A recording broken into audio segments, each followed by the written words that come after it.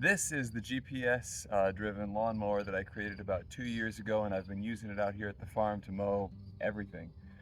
It's worked great, a couple flat tires, couple chain derailments, but otherwise everything's been going fine, except the batteries up here have slowly been losing capacity. What I used to be able to mow for 40 minutes now only mows for 20 or 25 minutes.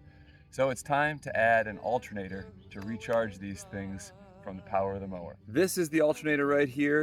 It uses the belt drive, which used to be driving the front wheels of this mower here, to create AC power. Then this is the DC regulator that changes that to 12 volt or 14 volt or something like that, and it powers up this car battery right over here.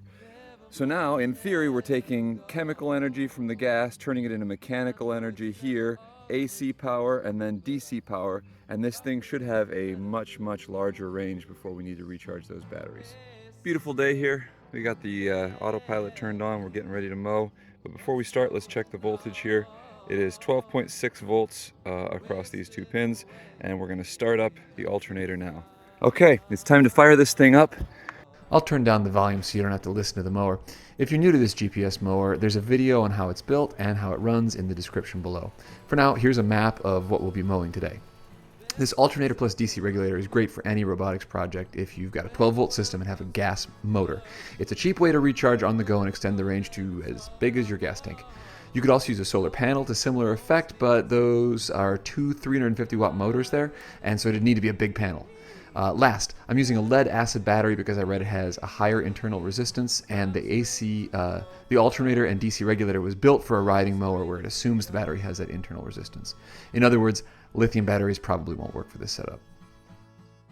Okay, there you have it. Things are mowed. Mower is off. We're going to retest this here, and we are now sitting at 12.68 volts, so we didn't really lose any voltage at all. You can really extend your range with this.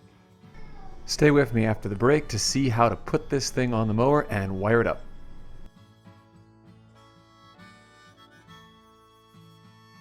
This is a mower that just came from the side of the road. It needed a new spark plug and then some new oil, and it started up. I took everything off of it, including the front drive wheels, but I did reuse this belt right here, and luckily it fit this alternator pretty well. Here's what the mower looked like originally. Step one was just to pull off the wheels, the handle, and the throttle spring, but leave on any blade housing. This one had a plastic blade housing attached to the back of the mower, so I just left it in place to keep the blade from hitting anything. And then I left the drive belt also. That's what connects the motor axle to the wheel worm gear drive. Now step two, I placed the AC alternator so that it connected to that same drive belt. It's going to rest somewhere near where the front left tire of the mower used to be. And now we have to find a way to connect that thing to the mower housing. I was able to do that. First off, I took one bolt that was out of the mower handle and I passed it through the mower housing, about where the front left wheel used to be, and screwed it into the alternator housing right here. Then I took a scrap piece of rectangular tubing, I drilled a hole in that, and I passed a bolt through it and connected it to the other side of the AC alternator. You see that here.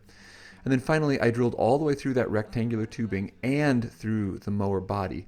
And I put a bolt up through the mower body and bolted it to that rectangular tube. Now that holds the alternator tightly in space and connected to that motor drive belt. Step 3 is to mount the DC regulator. I just used some sheet metal screws and sunk them into the rectangular tubing to mount the regulator. This was really quite easy. It's got 2 screws on either side of the DC regulator housing, like screw holes, I should say. And so this was simple. Just sink the screws right in there. Step 4 is to wire this whole thing up. I used 14-2 Romex, which is 14 gauge copper wire that you would put in the walls of your house.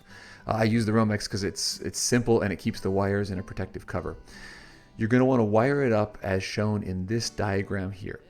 Take each segment of 14 gauge wire and put a spade bit. You just crimp it onto the end of it, and then you connect those spade bits onto the AC alternator, the DC regulator, and then eventually up to your battery. And depending on what kind of battery you have, you may have to screw them on or something like that. You can find all of these parts, the whole bill of materials for these things is down below. I am not getting any kickback or anything like that, not endorsing these particular products. So if you find a better or cheaper version of these, the alternator and DC regulator, go for it. These are pretty generic parts. They get used in a lot of John Deere riding mowers. So there you have it. With the addition of this alternator right here, you can really extend your range, keep your voltage up, and keep your operations going for much longer. Let me know what you think in the comments, and don't forget to like and subscribe for more unique and useful do-it-yourself builds.